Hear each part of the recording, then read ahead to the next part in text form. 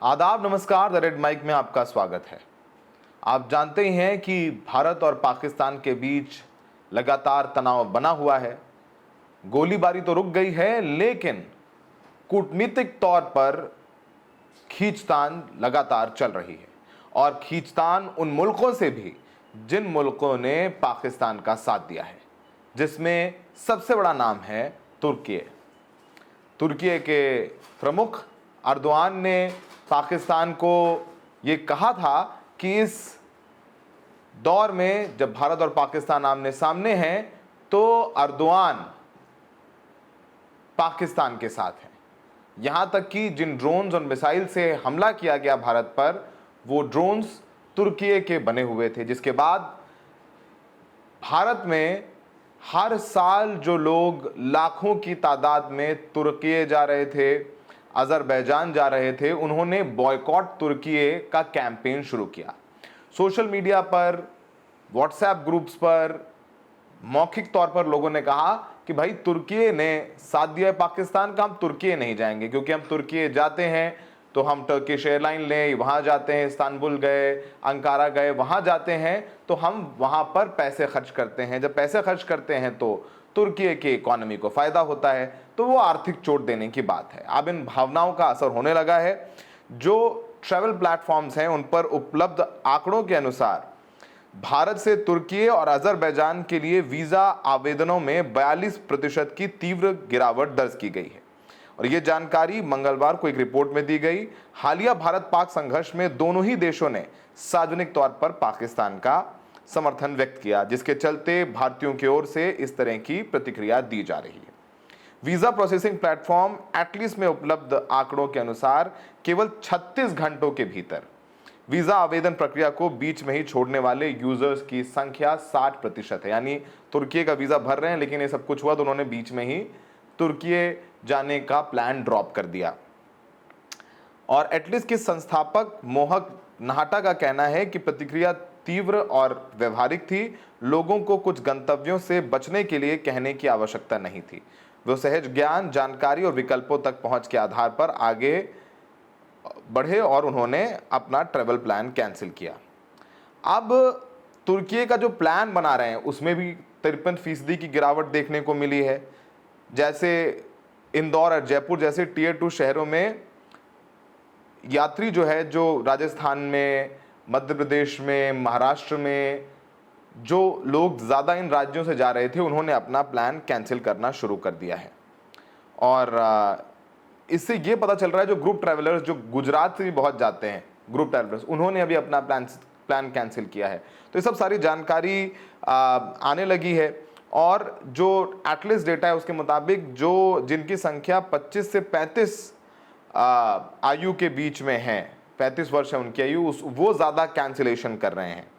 और जिन्होंने तुर्की के लिए मिड प्रोसेस एप्लीकेशन बीच में ही छोड़ी है, उसमें 70% यही यंगस्टर्स हैं।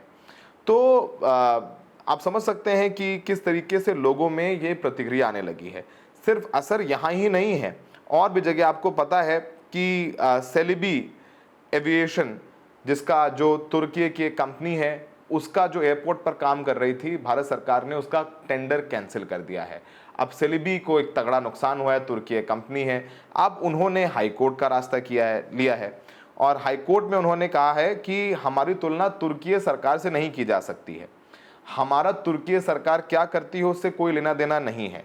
हम पिछले कई सालों से भारत में काम कर रहे हैं, लगभग 17 सालों से भारत में काम कर रहे हैं, और हमारे भारत में 10,000 से कर्मचारी हैं जो कि भारतीय हैं। ऐसे में सेलिबी का कॉन्ट्रैक्ट कैंसिल करने से 10,000 लोगों के रोजगार पर फर्क पड़ेगा। वो हाई कोर्ट गए हैं और उन्होंने कहा है कि ये लोग जो एयरपोर्ट्स पर ग्राउंड हैंडलिंग, कार्गो ऑपरेटर, ये सब सारी चीज़ें सेलिबी एयरपोर्ट सर्विसेज इंडिया ने करती हैं। और दिल्ली हाई कोर्ट के सामने उन्होंने कहा कि ये तुर्की सरकार से कुछ लेना देना नहीं है। और उन्होंने कहा है कि जो 17 साल से काम कर रहे हैं, इसमें 10,000 से अधिक लोग काम करते हैं। कंपनी के पक्ष को सुनने के बाद अदालत ने मामले की सुनवाई आगे के लिए टाल दी है। गुरुवार को सुनवाई होगी, देखेंगे कि क्या होता है, जिसमें भारत सरकार की तरफ से सॉलिसिटर जनरल जो है अपना तर्क रखेंगे, और उन्होंने ये भी तर्क किया कि कंपनी ने बिना किसी गलती के काम किया है, उनको कुछ लेना देना नहीं, तुर्की सरकार जो कर रही है उसमें उनकी कोई जिम्मेदारी नहीं है, और अगर उनका काम टेंडर कैंसिल किया जा रहा है तो उन्हें सुनवाई का मौका दिया जाए। और उन्होंने कहा है कि नियम बनाने वालों को नियम में अपवाद बनाने की अनुमति नहीं है। तो अब ये सब सारी चीज़ें हो रही हैं, लेकिन इस बीच एक और बहुत इंटरेस्टिंग खबर आई है। वो इंटरेस्टिंग खबर है हिमाचल से। अब ये सब इंटरकनेक्टेड है। आपको पता है कि तुर्की से बहुत अच्छा खासा सेब भारत में आता है। महाराष्ट्र में, हिमाचल में, खासकर साउथ इंडिया के उन राज्यों में जहाँ पर सेब कम होता है, वहाँ पर तुर्की से सेब आता है और लोग वो सेब कंज्यूम करते हैं। लेकिन अब तमाम जो लोग हैं उनका कहना है कि भाई तुर्की से हम सेब क्यों लें, ये काम कैंसिल किया जाए। यहाँ तक कि जो हमारे हिमाचल प्रदेश हमारे देश का है, वहाँ के मुख्यमंत्री सुखविंदर सिंह सुक्खू दिल्ली आए। उन्होंने यहाँ मुलाकात की बड़े अधिकारियों से और कहा है कि जो सेब तुर्की से आयात किए जाते हैं, तुर्की से यहाँ लाए जाते हैं, उसमें इंपोर्ट ड्यूटी 100% की जाए, यानी टैक्स बहुत बढ़ा दिया जाए। क्योंकि जब तुर्की से सेब आ जाते हैं तो हिमाचल के सेबों की कीमत में गिरावट आ जाती है। तो सुनिए कि सुखविंदर सिंह सुक्खू क्या कह रहे हैं। और मैं पत्र लिखकर भी जो तुर्की से सेब, हिमाचल के सेब बागवानों को से परेशानी होती है, सस्ता सेब बेच दिया जाता है। हम चाहेंगे कि जो तुर्की से सेब आता है उसने हिमाचल के बागवानों को प्रभावित किया है। इस प्रकार के सेब के आयात पर प्रतिबंध लगाया जाए। इस मामले में मैं व्यक्तिगत तौर से प्रधानमंत्री जी से भी बात करूंगा और निश्चित तौर पर एक चिट्ठी मैं प्रधानमंत्री जी को भी दूंगा कि हिमाचल प्रदेश जो कि बागवान और सेब की दृष्टि से पहचाना जाता है, वहाँ के बागवानों को किसी प्रकार का नुकसान ना हो। क्योंकि जब बाहर से आयात सेब आता है तो हमारे सेब के दाम प्रति किलो के हिसाब से गिर जाते हैं। तो हम चाहेंगे कि तुर्की के सेब के आयात पर प्रतिबंध लगाया जाए। हिमाचल प्रदेश के बागवानों ने बड़ी कड़ी मेहनत करके हिमाचल प्रदेश को सेब के रूप में विकसित किया है और 40-50 साल से बागवान एक पौधे को अपने बच्चे की तरह पालते हैं और फिर जब उस पालने में ही उसका इतना खर्चा हो जाता है और उसका मूल्य उतना नहीं मिलता है तो निश्चित तौर पर बागवान को दुख होता है। लेकिन वो इस उम्मीद के साथ कि अगले साल मुझे अच्छा दाम मिलेगा। लेकिन पिछले कुछ समय से तुर्की से जो आयात सेब है उसने हिमाचल प्रदेश के बागवानों पर चोट लगाई है, जम्मू कश्मीर के बागवानों पर भी चोट लगी है और जो अमेरिका से भी आयात सेब है उसने भी कुछ तरह किसी न किसी तरह से हिमाचल प्रदेश के बागवानों ने उनको नुकसान पहुंचाया है। अब जो ट्रेड एग्रीमेंट होते हैं उस विषय में तो केंद्र सरकार ही बता सकती है, लेकिन हिमाचल सरकार इसका बाहर से आयात सेब पर डबल टैरिफ लगाने की बात कर सकती है। धन्यवाद।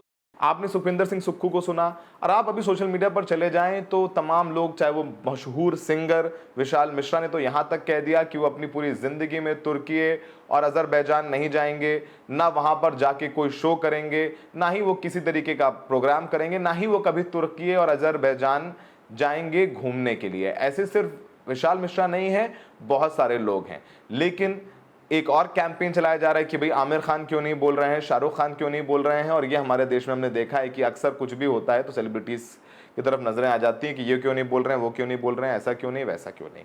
इस बीच कुछ दिनों सोशल मीडिया पर भी कुछ चलता रहा कि टूरिज्म डिपार्टमेंट ऑफ अंकारा ने कहा है कि आप आइए, हम यहाँ सुरक्षा व्यवस्था का ध्यान रखेंगे। ऐसा भी कुछ पाया नहीं गया है। तुर्की में हर साल करोड़ों लोग विश्व भर से जाते हैं। तुर्की एक हिस्टोरिकल देश है, वहीं पर उस्मानिया सल्तनत की स्थापना तो पहले हो गई थी, लेकिन अपनी चरम पर वहीं पहुंचना शुरू हुआ। इस्तांबुल एक शहर जिसका एक बहुत ऐतिहासिक सिग्निफिकेंस है, वहाँ लोग जाते हैं। बाइजेंटाइन एम्पायर हो या उस्मानिया सल्तनत हो, उससे जुड़े हुए तमाम चीज़ें लोग वहाँ देखने सुनने जाते रहे हैं। लेकिन अब ये कैंपेन चल रहा है तो जाहिर सी बात है कि तुर्की को लेकर के और भी नाराज़गी लोगों में आ रही है, क्योंकि तुर्की पर यह भी आरोप लग रहा है कि वो पाकिस्तान को और ड्रोन सप्लाई कर रहे हैं, उनको ट्रेनिंग दे रहे हैं, उनको S-400 जो हमारा एयर डिफेंस सिस्टम है उससे कैसे बचना है उसकी भी ट्रेनिंग दी जा रही है। तो सारे काम तुर्की कर रहा है।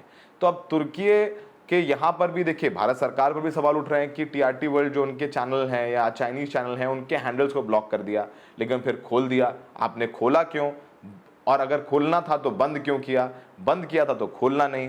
तो भारत, लोग ये भी कह रहे हैं कि भारत सरकार भी खुल करके कोई डिसाइसिव एक्शन क्यों नहीं ले रही है, क्यों नहीं इंपोर्ट पूरी तरीके से बंद कर दिया जाता है तुर्की के साथ। तो ये बहुत सारी बातें हैं जो सोशल मीडिया पर हो रही हैं, लेकिन हाँ ये ज़रूर असर है कि जो बायकॉट तुर्की कैंपेन है उसे लोग जो तुर्की का प्लान बना रहे थे वो सब कैंसिल किया जा रहा है। हमें देखने के लिए बहुत बहुत शुक्रिया।